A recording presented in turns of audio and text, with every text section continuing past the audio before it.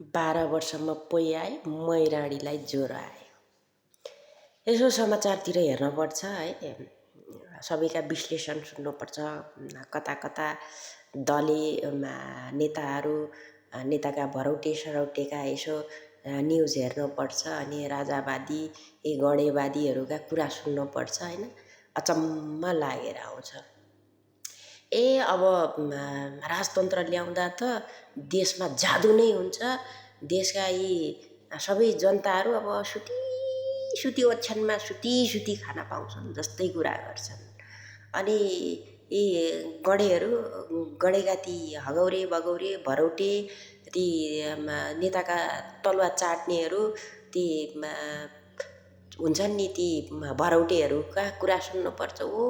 कति नै उनीहरूले त गरिब किसान मजदुरका लागि त चमत्कारै गरे जस्तो कुरा गर्छन्। तेरीमा बुद्धि भ्रष्ट भएका ती तलुवा चाट्ने यी राजावादी भनेर, यी गणतन्त्रवादी भनेर उफ्रिनेहरूको बिजोग देखेर लास्टमा गएर भने त्यही 60 डिग्रीको घाममा गएर सेकेर आफ्नो परिवार पाल्नुपर्ने हुन्छ। अब यसो चुनाव आउँछ, 200 जनालाई मासु भात खुवाउन सक्छन्, यसो बाइक साइक किनिदिन सक्छन्, पेट्रोल सेट्रोल हाल्न सक्छन्, हालिदिन्छन्। त्यति बेला बुरुक्क है तेरिका यसले त लु बाजी नै पल्टाइदियो, ल देश त अब उहाँ स्वर्गमै पुग्यो भने जस्तो गरेर उफ्रिया हुन्छन्। ए बाबा, हामी गरिब किसान मजदुरको लागि कसैले केही गर्नेवाला छैन। सबैले आफ्नो स्वार्थको लागि, आफ्नो स्वार्थ पुरा गर्नको लागि र आफू त्यो कुर्सीमा पुग्नको लागि, त्यो पावर र पहुँचमा पुग्नको लागि हामी जनतालाई उफारिराखेका छन्। हामी जनता कतिसम्म बेकुफ छौँ, कतिसम्म बेकुफ हो कि क्या? यसले त गर्छ कि क्या? ल अब त यसले त पुरा जादु नै गर्छ कि क्या? जादुकै छडी छ कि क्या भनेर हामी पछि लागिरहेका हुन्छौँ, लागिपर्छौँ। कति विद्वान बुद्धिमानहरू पनि त्यो कुर्सीमा बसेर आए, कति अनपढ गवारहरू पनि त्यो ठाउँमा पुगे। खोइ त कसको लागि कसले के गर्यो? गरिब किसान जनताको लागि चाहिँ कसले कहाँनिर गरिब किसान जनताको लागि कहाँ गएर उभियो? कुन ठाउँमा चाहिँ सुख सुविधा दियो त? लास्टमा हुने भनेको त उसैका छोरा नाति झोले बरौटे आफ्ना आफन्तलाई मात्रै हेरेको छ त। अनि हामी उफ्रिनु चाहिँ किन भने क्या? हामी उफ्रिनु चाहिँ किन? शेरे प्रचण्डे माधवे यो केपीले गरे के त? यत्रो वर्षदेखि गरे के त? हाम्रा बाबुबाजे जिजुबाजेले पनि राजतन्त्र खेपेरै आएका होलान्। हामीले पनि गणतन्त्र खेपेर कपाल फुलिसक्यो त। खै त हामी सोझा सिधा गरिब जनता किसान मजदुरको लागि कसले के गरेको छ र? यदि गरेको थियो भने देशको आज यत्रो गाई जात्रा हुन्थ्यो? देशको अवस्था योसम्म पुग्थ्यो? हिजो उहाँ अनपढले देश बनाए, आज पढे लेखेकाले देश चलाए। विद्वान बुद्धिमान अब त पढे लेखेका छन्, अब त सही निर्णय सही ढङ्गले देश चल्ला कि भन्ने आशा थियो ज्यानजीको आन्दोलन पछाडि। लास्टमा ल्याएर त हजुरबाउ लहेटे, हजुरआमा ल्याएर थन्क्याइदिए। अनि हजुरआमाले चुनाव गराउँछु, यो गराउँछु त्यो गराउँछु। चुनाव मात्रै समस्याको समाधान हो त? चुनाव आउन्जेल त सबै उफ्रिहाल्छ नि। जोसँग पैसा छ, जोसँग पावर छ, जोसँग पहुँच छ, ठाउँमा आउने त त्यही हो नि। एउटा गरिबको छोरो, एउटा हलो जत्रै गरेको किसानको छोरो आएर मन्त्रालयमा बस्न सक्छ? त्योसँग पैसा भए पो त्यहाँ मन्त्रालयमा बस्न सक्छ। अनि हामी कति बेकुफ छौँ। आखिरी जाने भनेको भोलिको दिनमा हामी उही तातो खाडी मुलुकमै हो। 18 वर्षको एउटा गरिबको छोरोलाई 18 वर्षमा पासपोर्ट थमाइन्छ। त्यही एउटा नेताको झोले भरौटेले म्यान पावर खोलेको हुन्छ, फ्री भिसा फ्री टिकट आएको हुन्छ। तै पनि उसले 2-3 लाख रुपियाँ पैसा 3 रुपियाँ 100 कडा 3 रुपियाँ ब्याजमा ऋण खोजेर त्यही दलले पैसा खाएर त्यही देशमा लगेर बेचिदिन्छ। अनि बिचरा दुःख गर्नलाई, परिवार पाल्नलाई, खाना बालबच्चा पढाउन, खाना लाउन दिनलाई खाडी मुलुकमा गएर खट्नु परिरहेछ। हाम्रो नेपालीको विडम्बना यस्तो छ हैन। अनि त्यही झोले भरौटेले बेचेको उसमा भोलि बाकसमा जिउँदो आउने हो कि मरेको आउने हो त्यो थाहा छैन हामीलाई।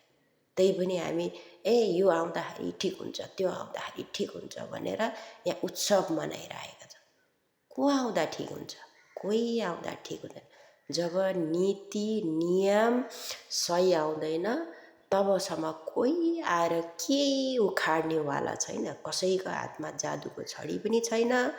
सच्चा र देशभक्त एउटा देशको छोराछोरी त्यो ठाउँमा गए भने, किसान र मजदुरको छोराछोरी त्यो ठाउँमा गए भने केही उपलब्धि होला कि नत्र यी हिजो मासु भातमा झोला बोकेर हिँड्ने झोले, यी बिना पुकटमा म समाजसेवी हुँ भनेर समाजमा एउटा भाइरल भएर हिँड्ने, कसैले 100 रुपियाँ दिएर 10 रुपियाँ बाँड्ने गएर देश बनिन्छ कि?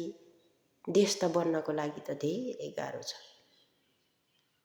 समस्या कहाँ छ? समस्या सिस्टममा छ। सिस्टम खोइ धनीलाई कसैले केही उखाड्न सक्दैन, गरिबलाई बिचरा एउटा बाटोमा चप्पल घिसार्दै हिँड्यो भने नि मान्छेले त्यहीमा 30 लाखको गाडीले किच्याएर हिँडिदिन्छ। अनि उपलब्धि कहाँ छ?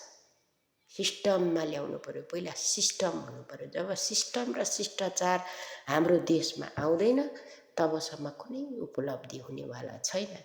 उपलब्धि हुन्छ त्यही त्यो कुर्सीमा जाने, पावर पहुँचमा जाने, त्यहाँ पुग्ने, त्यहाँ गएर हैकम चलाउने, तिनकै झोले भरौटे छोरा नाति नातिना पलाती पलातिनाको जयकार हुन्छ। हामी गरिब किसान मजदुरको लागि सधैँ यही नै हो हालत। आज हामीले मजदुरी गर्न पनि पाइरहेका छैनौँ। बिहान बेलुका हाम्रो घरमा गुजारा कसरी चलिरहेछ भन्ने कुरा कसलाई टेन्सन छ? कसलाई तनाव छ? उनलाई त्यो कुर्सीमा कसरी पुगौँ, त्यो कुर्सी कसरी ल्याउँ, त्यहाँ भिडभाड कसरी जम्मा गरौँ, भिडभाड जम्मा गरेर कसरी भाषण दिउँ, कसरी यहाँ शासन चलाउँ, कसरी देशमा ठुलो बडो भएर 100 जनाको लस्कर लाइन लस्कर लगाएर अगरे भगरे अगाडि पछाडि बडीगार्ड बनाएर राखौँ भन्नेमा मात्रै चलिरहेछ। यदि देशै बनाउन चाहन्थे भने पहिला सिस्टम, नियम, नीति बनाउनु पर्छ। तब मात्रै हाम्रो देश केही बनिएला कि नत्र भने कुनै किसिमका हाम्रो बाउबाजेले पनि त राजतन्त्र बिहोरेर आएका हुन्। राजतन्त्रमा पनि कथाहरू त सुनिन्छ। बुढापाकाले भन्छन् राजतन्त्रमा के थियो? गणतन्त्र हामीले बिहोरेर आयौँ। गणतन्त्रमा हामी गरिब किसान मजदुरकै ढाड सेकिएको छ। हुने खाने ठुला बडा धनादयलाई के भएको छ? अब यहाँ मन्त्री बन्नलाई पनि 20औं वर्ष अमेरिकै बसेर आउनुपर्ने रहेछ, अस्ट्रेलियै बसेर आउनुपर्ने रहेछ। अब कि त विदेशी नागरिकसँग बिहे नै हुनुपर्ने रहेछ हैन? नभए त यहाँ त मन्त्री बन्नै नसकिने रहेछ। एउटा गरिब किसानको छोरो गएर मन्त्री बन्न सकेको छ? सकेको छैन। किनभने उसँग पैसा छैन। पैसा पावर पहुँच नै हुनुपर्छ। कि त नेताकै छोरो हुनु पर्यो, कि त राजाकै छोरो हुनु पर्यो, कि त धनादयकै छोरो हुनु पर्यो। अब हाम्रो देशको स्थिति त धनादय सबैजना त छैन। त्यही एउटा धनादयको छोरो मात्रै त्यो ठाउँमा पुग्ने हो। गरिब किसान मजदुरको लागि म लड्छु। भाषणमा लडेर भएर त्यो ठाउँमा पुगेर लड्नु पर्यो नि। त्यो ठाउँमा पुगिसकेपछि त आफ्नै छोरा नाति पलाती 21 पुस्ताको लागि लड्दै ठिक हुन्छ। आफ्नै कुर्सीको लागि लड्दै ठिक हुन्छ। यत्रो गरिब किसान जनताको लागि लड्छौँ, केही खुत्याउनेवाला छैन। यदि खुत्याउँथ्यौँ भने विश्वको सबैभन्दा सगरमाथा उच्च हिमाल भएको दिन देशलाई उज्जवल भविष्य दिन जनतालाई यति थोरै जनता भएको देश धेरै राम्रो हुने देशलाई पनि यो बन्जाड बनाउँदैन थियो। कोही कसैले केही गर्नेवाला छैन। यदि गर्थ्यौ भने धेरै वर्ष अगाडि गरिसक्थ्यौ। गर्ने समय अब धेरै पछाडि पुगिसक्यो। अब गर्नलाई भत्ताभुङ्ग भएको चिज बनाउन